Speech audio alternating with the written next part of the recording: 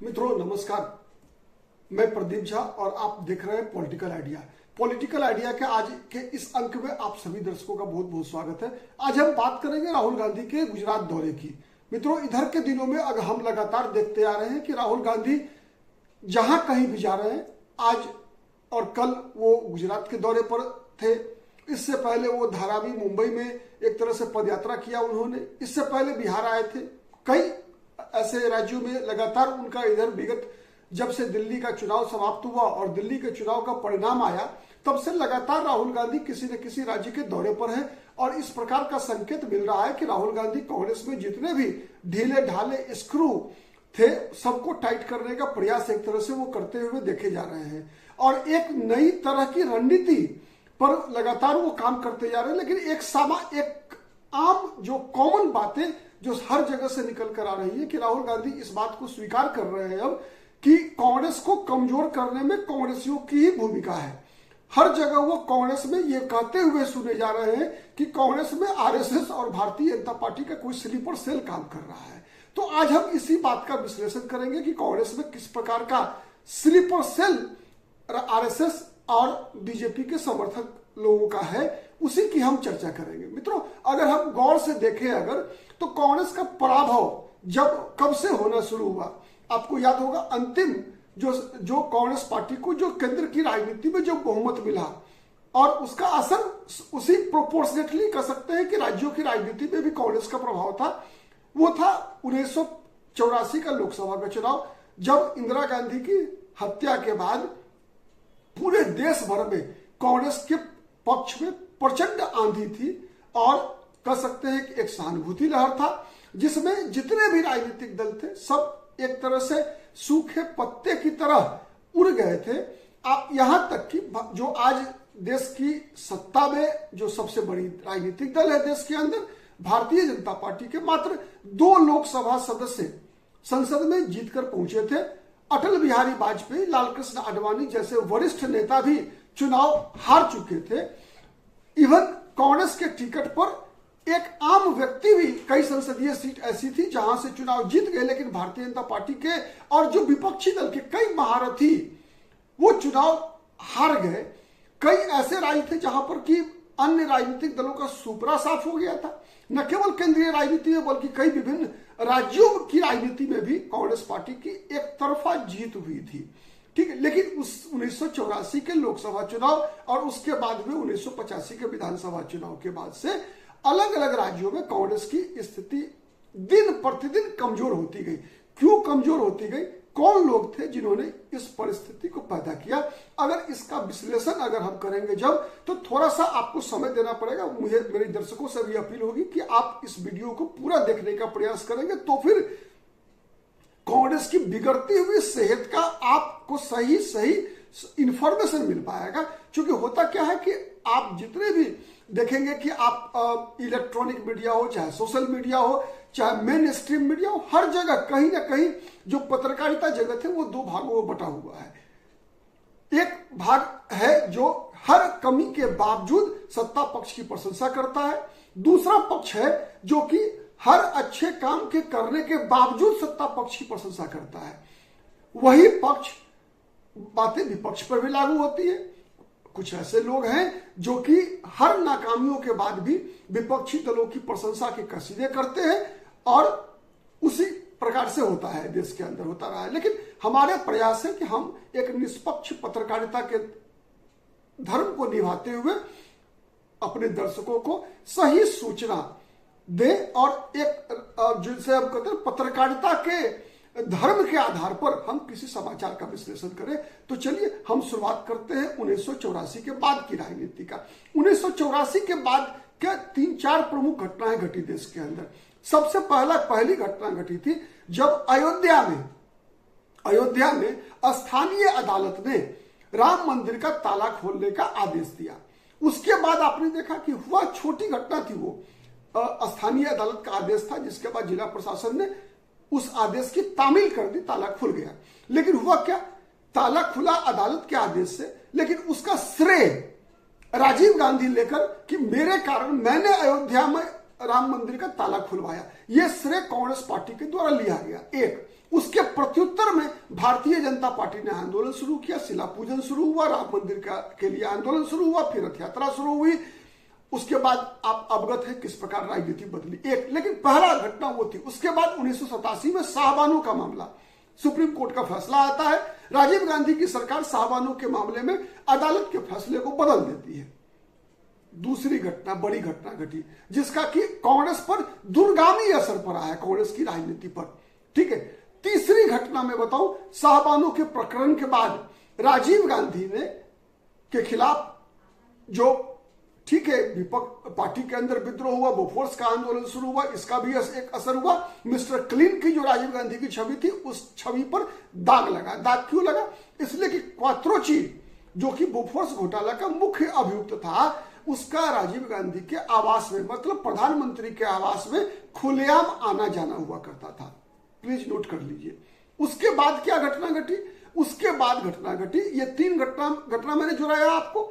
उसके बाद जब राजीव गांधी चुनाव हार जाते हैं, हाँ उतना ही नहीं, जब चुनाव हार जाते हैं, सही मैंने कहा, चुनाव हार जाते हैं। चुनाव हारने के बाद वीपी सिंह प्रधानमंत्री बने। वीपी सिंह प्रधानमंत्री बने तो प्रधानमंत्री वीपी सिंह थे, उप प्रधानमंत्री देवीलाल थे।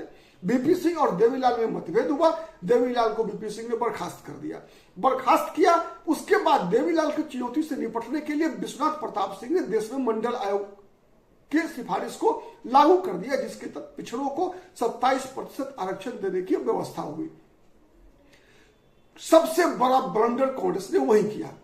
मंडल आयोग के रिपोर्ट के लागू होने का सबसे कड़ा विरोध अगर किसी ने किया तो कांग्रेस पार्टी ने किया, और एकमात्र पॉलिटिकल पार्टी थी देश के अंदर केंद्रीय स्तर पर जिसने मंडल आयोग के लागू होने का विरोध किया। इसका परिणाम क्या हुआ? इसका परिणाम हुआ कि बिहार, उत्तर प्रदेश जैसे राज्यों से कांग्रेस खत्म जो हुई 90 के बाद से, वो आज तक कांग्रेस मृत प्राय है। बिहार, उत्तर प्रदेश में तो समाप्त हो गई, लगभग समाप्त हो गया बिहार, उत्तर प्रदेश में कांग्रेस पार्टी का खेल। उसके पीछे सबसे बड़ा कारण था मंडल आयोग की रिपोर्ट के लागू करने के वीपी सिंह के फैसले का विरोध करना, और उसमें आग में घी का काम किया। चूंकि आपको याद होगा कि जब 90 में बिहार में लालू प्रसाद यादव और उत्तर प्रदेश में मुलायम सिंह यादव मुख्यमंत्री बनकर चुनकर आए थे, उससे पहले कांग्रेस के ओर से जो मुख्यमंत्री थे दोनों राज्यों में, वो थे कांग्रेस पार्टी से नारायण दत्त तिवारी उत्तर प्रदेश में, और बिहार में डॉक्टर जगन्नाथ मिश्रा। मतलब ब्राह्मणवाद की प्रतीक बन गई कांग्रेस पार्टी, अगरों की राजनीति की प्रतीक बन गई कांग्रेस पार्टी। और इस आग में घी डाला राजीव गांधी का बयान। लोकसभा के अंदर खुलेआम राजीव गांधी ने लोकसभा में मंडल आयोग की सिफारिश के आधार पर आरक्षण के 27% पिछड़ी जातियों के लिए आरक्षण लागू करने का राजीव गांधी ने खुलेआम विरोध किया। वैसे कांग्रेस के इतिहास में पहले भी रहा। काका कालेलकर आयोग का गठन 1953 में किया गया था पिछड़ों जातियों के सामाजिक और आर्थिक स्थिति का पता लगाने के लिए, जिसने 1955 में अपनी रिपोर्ट सौंपा। लेकिन जवाहरलाल नेहरू ने उस रिपोर्ट को रिजेक्ट कर दिया कि नहीं, आरक्षण की आवश्यकता पिछड़ी जातियों को नहीं है। उसके बाद जब मोरारजी देसाई की सरकार ने मंडल कमीशन को कंस्टिट्यूट किया, बीपी मंडल जो बिहार के पूर्व मुख्यमंत्री थे उनके नेतृत्व में, तो उसने भी अपनी रिपोर्ट दिया 1980 में। लेकिन इंदिरा गांधी ने उस रिपोर्ट को लागू नहीं किया। 80 से लेकर 90 तक लगातार कांग्रेस की सरकार रही, पहले इंदिरा गांधी फिर राजीव गांधी, लेकिन उस पर कोई कार्रवाई नहीं हुई। तो कांग्रेस की पहचान बन गई कि आरक्षण विरोधियों की पार्टी है, मतलब सवर्णों की पार्टी है, और आरक्षण विरोधियों की पार्टी है, यथास्थितिवादियों की पार्टी है। तो इसकी प्रतिक्रिया में कांग्रेस पार्टी बिहार उत्तर प्रदेश से समाप्त हो गई। अब चलते हैं उसके बाद की घटना। अगर देखिए बीच में क्या हुआ कि बीच में भागलपुर में एक दंगा होता है 1989 में, जब राजीव गांधी प्रधानमंत्री थे और बिहार में सत्येंद्र नारायण सिंह कांग्रेस पार्टी के मुख्यमंत्री थे। यह दंगा इतना बड़ा हुआ जिसका कि परिणाम क्या हुआ कि मुसलमानों ने कांग्रेस का साथ छोड़ दिया। तब भी, जबकि शाहबानो के प्रकरण में राजीव गांधी ने कानून बदल दिया था, ठीक, उसके बावजूद मुसलमानों ने कांग्रेस का साथ छोड़ा। और उसके बाद उस साथ ही क्या हुआ कि बिहार में लालू प्रसाद यादव मुस्लिम कॉज के बड़े चैंपियन के रूप में उभरे, क्योंकि उन्होंने लालकृष्ण आडवाणी की रथ यात्रा को रोका था, और मुलायम सिंह ने 90 में ही अयोध्या में कारसेवकों पर गोली चलाया था। तो मुस्लिम मतदाताओं के लिए कांग्रेस के बदले बिहार में जनता दल लालू यादव और उत्तर प्रदेश में मुलायम सिंह यादव सेकुलर नेता के रूप में उभर कर आए और मुस्लिम हितैषी नेता के रूप में उभर कर आए, तो मुस्लिम मतदाता कांग्रेस से एकदम समाप्त हो गए। तो कांग्रेस का जो आधार था सवर्ण, दलित और मुस्लिम, तो दलित और पिछड़ी जाति खत्म हो गए मंडल आयोग के चक्कर में, और ये सांप्रदायिक राजनीति के चक्कर में कांग्रेस पार्टी से मुसलमान दूर हो गए, तो कांग्रेस पार्टी के पास बचा नहीं कुछ। और राम मंदिर आंदोलन के कारण जो एक ज्वार जो हिंदुत्व का उभरा, उसमें सवर्ण जातियां भी बीजेपी के साथ चली गई। तो कांग्रेस का इस प्रकार से पराभव हुआ बिहार में और उत्तर प्रदेश में। बंगाल में क्या हुआ? बंगाल में कांग्रेस पार्टी मुख्य विपक्षी दल होते हुए भी कभी भी वहां जो कम्युनिस्ट शासन था, ज्योति बसु या फिर बुद्धे भट्टाचार्य, बाद में कांग्रेस सही तरीके से नहीं लड़ सकी। उनके कांग्रेस चूंकि सत्ता में रहने की आदत थी, विपक्ष में रहने का उसका अनुभव था नहीं, तो विपक्षी दल की जो राजनीति होती है उस राजनीति में कांग्रेस पार्टी फेल हो गई। अंततोगत्वा ममता बनर्जी ने उस भूमिका को निभाया और कम्युनिस्ट पार्टियों को उखाड़ कर फेंका, तो फल भी ममता बनर्जी को मिला। तो इसी प्रकार से अगर देखेंगे तो कई ऐसे राज्य जहां पर कि कांग्रेस पार्टी सत्ता से बाहर हुई, तो बाहर होने के बाद विपक्षी दल की भूमिका का निर्वाह नहीं कर पाने के कारण कांग्रेस पार्टी दूसरे नंबर की पार्टी भी नहीं रही, बल्कि तीसरे चौथे नंबर पर पहुंच गई। ऐसे राज्यों में बंगाल, असम में भी आप देखेंगे, असम गण परिषद भारतीय जनता पार्टी, वैसे ठीक है कि कांग्रेस पार्टी नंबर 2 की पार्टी है वहां पर, लेकिन महाराष्ट्र देख लीजिए, महाराष्ट्र में भी अब चतुष्कोणीय मुकाबला होता है। वहां पर बीजेपी है, उसके बाद कांग्रेस पार्टी है, और राष्ट्रवादी कांग्रेस पार्टी है, शिवसेना है, अब तो शिवसेना भी दो फार है, एनसीपी भी दो फार है, मतलब कांग्रेस पार्टी वहां भी 1 नंबर 2 नंबर की पार्टी नहीं बची। तमिलनाडु सबसे पहला ऐसा राज्य था जहां पर कांग्रेस पार्टी लगभग खत्म हो चुकी थी। आंध्र प्रदेश आज देख लीजिए, आंध्र प्रदेश में पहले नंबर की पार्टी चंद्रबाबू नायडू और फिर जगनमोहन रेड्डी की पार्टी है। ठीक, कई ऐसे राज्य जहां पर की कांग्रेस पार्टी की स्थिति, कांग्रेस पार्टी ने अपना आधार गंवा दिया।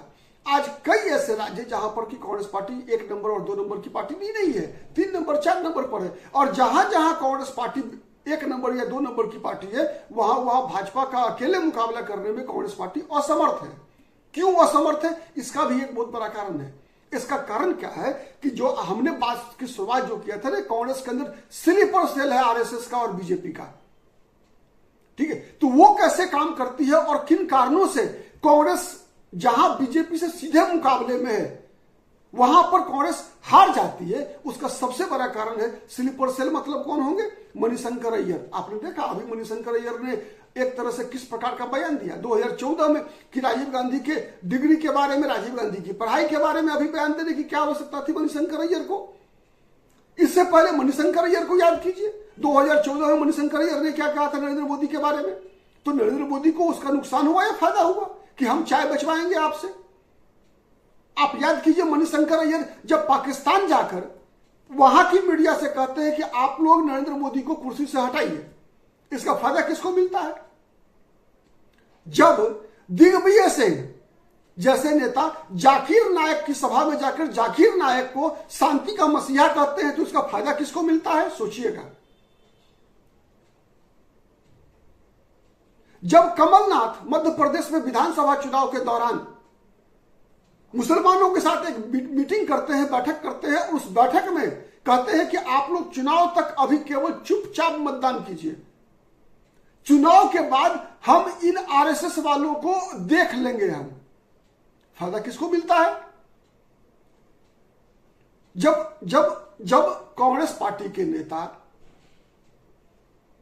शाह अहमद बुखारी से जाकर फतवा जारी करने का आग्रह करते हैं, जब जामा मस्जिद जाकर, तो इसका फायदा किसको मिलता है? सोचिएगा जरूर। इसीलिए मित्रों, जब 2014 में कांग्रेस पार्टी की पराजय हुई थी, उसके बाद सोनिया गांधी ने एके एंटनी कमेटी गठित किया था, और एके एंटनी कमेटी ने जो रिपोर्ट दिया था उसके आधार पर यह कहा गया कि कांग्रेस की छवि चूंकि हिंदू विरोधी और मुस्लिम समर्थक की बन गई है, इसीलिए कांग्रेस पार्टी की इतनी बुरी तरीके से हार हुई कि मात्र 44 सीटों पर 2014 में कांग्रेस पार्टी सिमट गई। अब उसके बाद देखिए कई अलग अलग राज्यों में जिस प्रकार से कांग्रेस के कुछ नेता बयानबाजी करते हैं। अब इमरान मसूद की चर्चा कीजिए आप। इमरान मसूद ठीक है उस समय में समाजवादी पार्टी में थे, लेकिन जिस प्रकार का बयान इमरान मसूद ने नरेंद्र मोदी के बारे में दिया था कि टुकड़े टुकड़े कर दिए जाएंगे, किसको फायदा मिला उसका? कन्हैया कुमार को कांग्रेस पार्टी में शामिल करने का फायदा किसको मिलता है? जब कन्हैया कुमार चुनाव प्रचार करते हैं और कन्हैया कुमार की जो छवि बन गई कि क्या कन्हैया कुमार मतलब कौन? कन्हैया कुमार मतलब वही जो जेएनयू में अफजल गुरु की बरसी के दिन वहां पर भारत तेरे टुकड़े होंगे का नारा लगवा रहा था। तो ये है कांग्रेस के अंदर स्लीपर सेल। कांग्रेस के अंदर स्लीपर सेल वो है जो मुंबई बम विस्फोट के मुंबई हमले के बाद उसका आरोप सबसे पहले आरएसएस पर लगाता है। परिणाम क्या होता है? परिणाम होता है हिंदू की प्रतिक्रिया होती है, मुसलमान वोट तो मिलता नहीं, और अगर मिलता भी है तो उसका लाभ नहीं मिल पाता, लेकिन उसकी प्रतिक्रिया हिंदुओं पर होती है और हिंदू गोलबंद हो जाता है कांग्रेस के खिलाफ। तो यह है कांग्रेस का स्लीपर सेल, जो आरएसएस का स्लीपर सेल कांग्रेस पार्टी के अंदर है। तो कब देश की आवश्यकता है राष्ट्रीय स्तर पर दो राजनीतिक दलों की जो हर वक्त एक दूसरे को चुनौती देने की स्थिति में खड़े हों। इसीलिए कांग्रेस का मजबूत होना, कांग्रेस का अपने पैरों पे खड़ा होना नितांत आवश्यक है राष्ट्र की सुरक्षा के लिए, राजनीतिक व्यवस्था के सुचारू संचालन के लिए। तो सवाल ये उठ रहा है कि जब राहुल गांधी ऐसी बातें कर रहे हैं कि कांग्रेस के अंदर जो भाजपाई छुपे हैं, कांग्रेस के अंदर जो आरएसएस के स्लीपर सेल है, तो क्या राहुल गांधी उस स्लीपर सेल की पहचान करके कुछ कार्रवाई कर पाएंगे? आज के विश्लेषण का यही सवाल है। अगर ऐसा राहुल गांधी कर सकते हैं तो निश्चित रूप से कांग्रेस पार्टी का पुनर्जन्म हो सकता है, कांग्रेस पार्टी का पुनर्निर्माण हो सकता है, और कांग्रेस पार्टी का पुनर्निर्माण होना इस देश के राजनीतिक भविष्य के लिए परमावश्यक है। लोकतंत्र में सत्ता पक्ष और विपक्ष दोनों की महत्वपूर्ण भूमिका होती है। आप कह सकते हैं कि एक ही साइकिल के दो पहिए होते हैं, सत्ता पक्ष और विपक्ष। जब तक दोनों पक्ष मजबूत नहीं होंगे तब तक लोकतंत्र एक तरह से, अगर ऐसा नहीं होगा तो लोकतंत्र हमारा एकाधिकारवाद में बदल जाएगा। और आज प्रायः देश के अंदर वही हो रहा है। दुर्भाग्य से जब कांग्रेस मजबूत थी तो कांग्रेस के सामने कोई दूसरा राष्ट्रीय स्तर की राजनीतिक दल ऐसी नहीं थी जो उसे चुनौती दे सके, और जब कांग्रेस का पराभव हुआ, भारतीय जनता पार्टी का उद्भव हुआ, तो फिर वही स्थिति है आज। यह देश का दुर्भाग्य है। इसीलिए देश के सौभाग्य के लिए आवश्यक है कि कांग्रेस भी मजबूत हो, और यह तभी हो पाएगा जब कांग्रेस पार्टी के रणनीतिकार और विशेषकर राहुल गांधी इस अपनी पराजय का और अपनी असफलताओं का सच्चा विश्लेषण कर पाएंगे। केवल आरोप और प्रत्यारोप से आप केवल सनसनी पैदा कर सकते हैं, आप कोई सुधार नहीं कर सकते, आप कोई करेक्टिव मेजर नहीं ले सकते। ठीक है, अगर ऐसा काश हो सका तो यह देश के ऊपर कांग्रेस पार्टी का बहुत बड़ा उपकार होगा। बहुत बहुत धन्यवाद। जय हिंद, जय भारत, नमस्कार।